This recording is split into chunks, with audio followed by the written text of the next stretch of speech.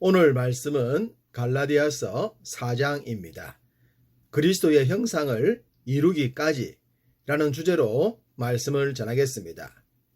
너에게도 다 계획이 있구나. 영화 대사 중 하나입니다. 대부분의 사람들은 계획을 가지고 삽니다.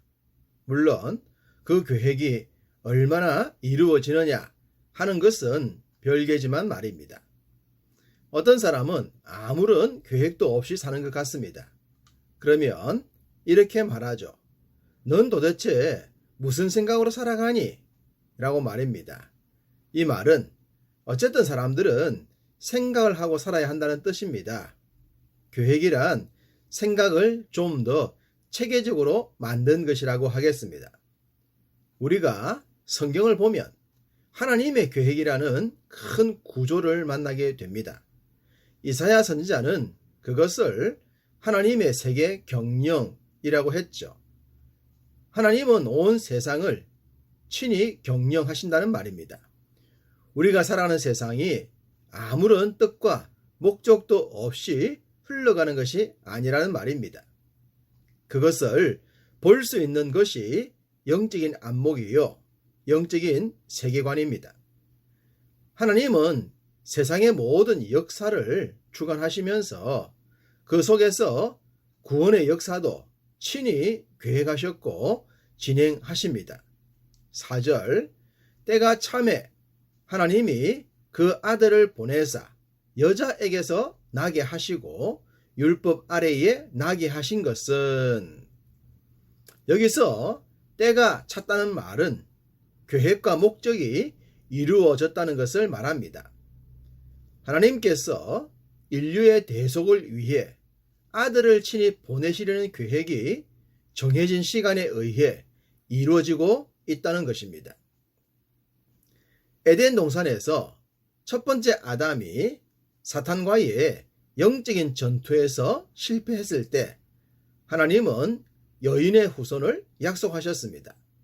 그 예언대로 때가 찼을 때에 여자, 곧 마리아를 통해 예수님이 오셨다는 것을 바울은 강조하고 있습니다. 이렇게 예수님께서 친히 인간의 몸을 입고 강림하신 것은 우리를 자녀 삼기 위함이죠. 6절, 너희가 아들이므로 하나님이 그 아들의 영을 우리 마음 가운데 보내사 아빠, 아버지라 부르게 하셨느니라. 우리가 성령님의 도우심을 받아 예수님을 구주로 영접하게 되면 우리는 하나님의 아들이 된다는 말씀입니다. 창조주와 피조물의 관계를 뛰어넘고 심판주와 죄인의 관계도 뛰어넘습니다. 이제는 아버지와 아들의 관계로 바뀌었기 때문에 온 세상에 있는 그 어떤 배경보다도 완전하고 완벽한 후원자가 생긴 것입니다. 그 어떤 세력이 공격을 하더라도 아버지와 아들의 관계는 끊어질 수 없습니다. 그 관계를 하나님께서 맺어 주셨기 때문입니다. 그러니 우리는 그 속에서 자유하면서 아버지의 뜻을 따라 살면 됩니다. 그렇다면 여기서 중요한 사실을 알아야 합니다. 만약 그리스도를 구주로 영접하지 못했다면, 하나님의 자녀가 되지 않았다면, 여전히 하나님을 믿지 않고 있다면 어떻게 되느냐는 겁니다. 8절, 그러나 너희가 그 때에는 하나님을 알지 못하여 본질상 하나님이 아닌 자들에게 종노릇 하였더니, 하나님을 알지 못하면 하나님 아닌 것들에 종노릇 하는 종에 불과하다는 겁니다. 세상에 강력한 힘을 가진 통치자들은 자신들의 힘을 남용하여 약한 자들을 지배하려 합니다. 소위 종으로 삼으려 하죠. 자신의 말 한마디에 사람들의 생명까지 왔다 갔다 하게 합니다. 왜 이런 일이 생기는 걸까요? 그것은 그들 마음속에 있는 주인 때문입니다. 그들의 주인은 세상의 공중 권세 잡은 사탄인데 사탄은 자기 밑에 있는 모든 사람들을 종 삼으려 합니다. 그것이 권력이 될 수도 있고 재물이 될 수도 있고 명예가 될 수도 있고 심지어 나이가 될 수도 있습니다. 사람들은 이런 영적인 원리도 모른 채 많은 것들에 종이 되어서 살아갑니다. 자신이 종인 줄도 모르고 말이죠. 예수 그리스도를 인격적으로 만나기 전에는 모든 사람들이 세상의 많은 것들에 종으로 삽니다. 그러다가 예수 그리스도를 만나고 믿게 되면 완전히 달라지죠. 9절 이제는 너희가 하나님을 알 뿐 아니라 하나님이 아신 바 되었거늘 어찌하여 다시 약하고 천박한 초등학문으로 돌아가서 다시 그들에게 종노릇하려 하느냐.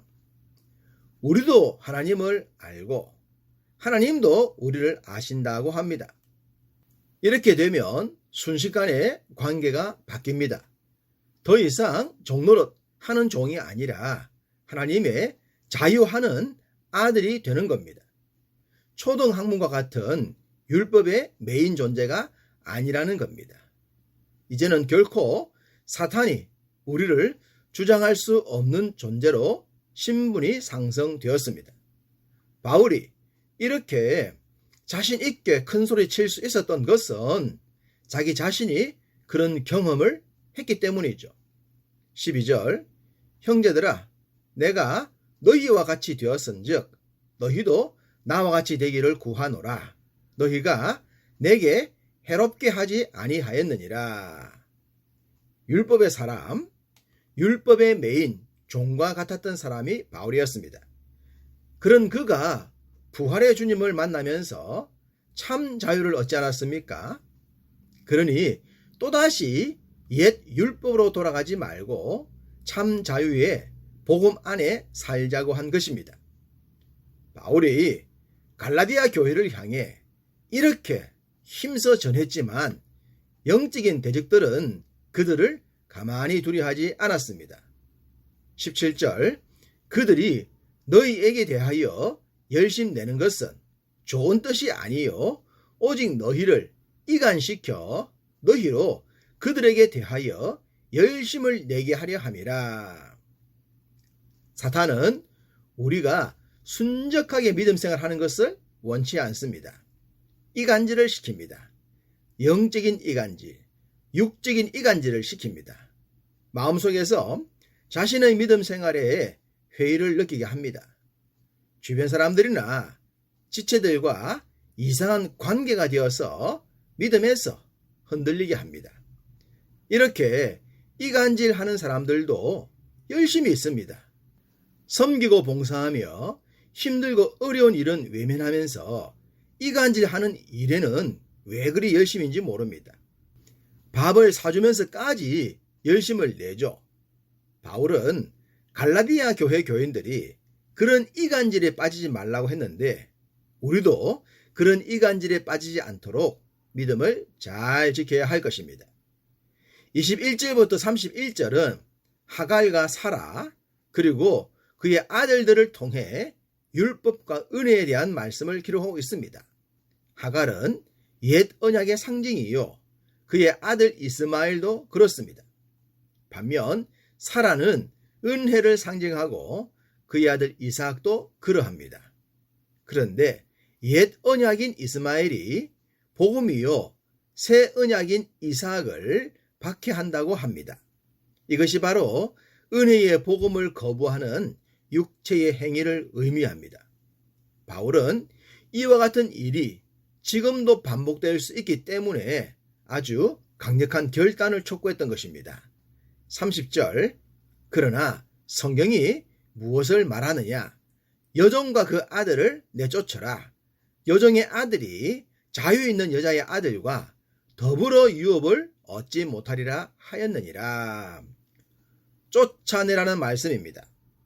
약속의 땅에 들어간 주의 백성들이 대적들을 쫓아내어야 했던 것처럼 말입니다.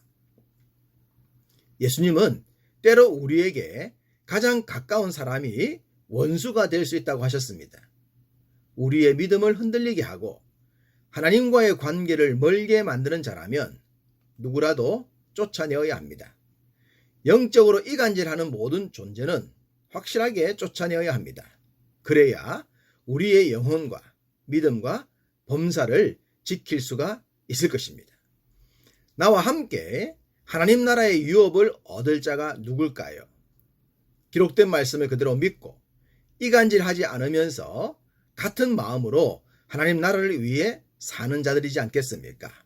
비록 많은 숫자는 아니지만 더 좋은 교회를 통해 이런 만남을 주셨으니 이 만남을 언제나 귀하게 지키시는 여러분 다 되시기를 주님의 이름으로 축복합니다.